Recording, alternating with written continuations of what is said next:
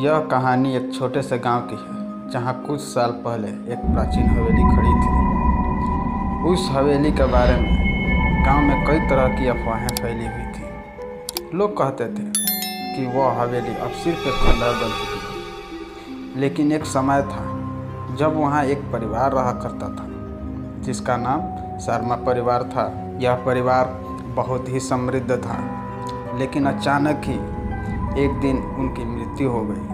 उस दिन के बाद से हवेली को लेकर अजीब अजीब घटनाएं होने लगी। गांव वाले कहते थे आज के समय हवेली के अंदर से चीखे और कराहने की आवाज़ें आती थी। कई लोग जिन्होंने हवेली के पास जाने की कोशिश की वे कभी वापस नहीं लौटे।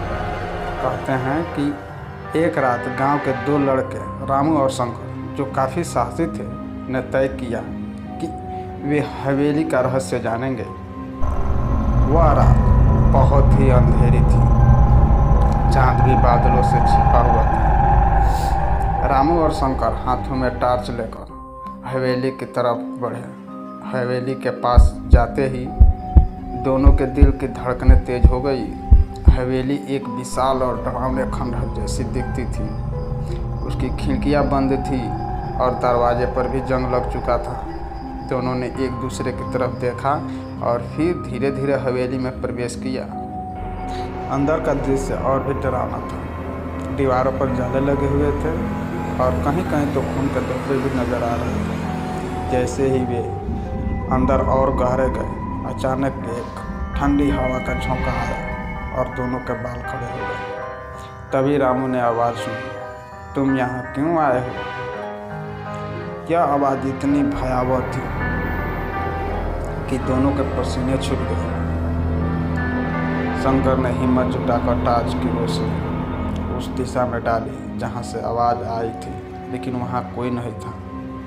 अचानक ही एक साया सामने आया। वह साया धीरे धीरे उनके पास आने लगा। दोनों की हालत खराब हो गई।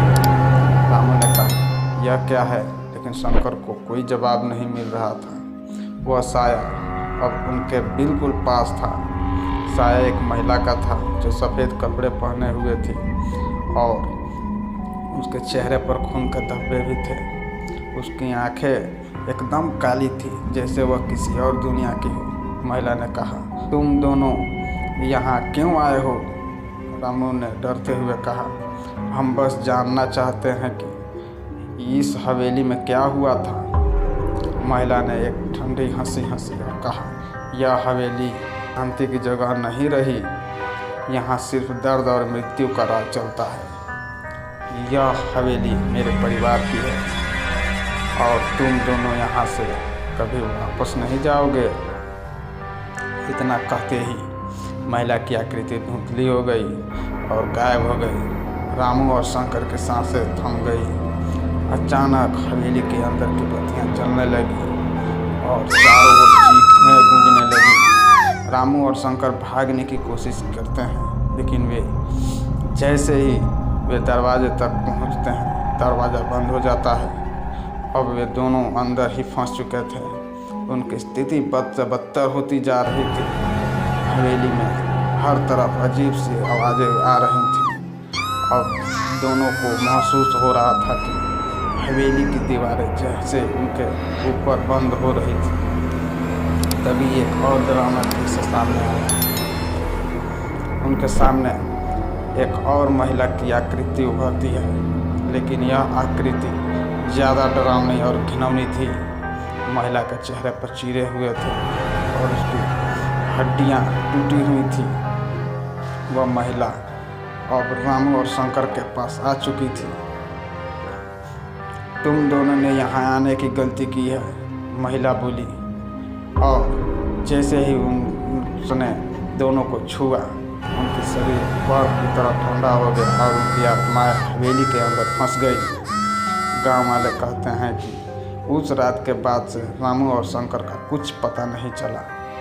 हवेली के पास लोग अब कभी नहीं जाते थे, क्योंकि उन्हें यकीन था वह हवेली भी उस भूतिया परिवार की आत्माओं से भरी हुई है। जो भी वहाँ जाने की हिम्मत करता वह या तो गायब हो जाता या फिर वापस आने के बाद पागल हो जाता।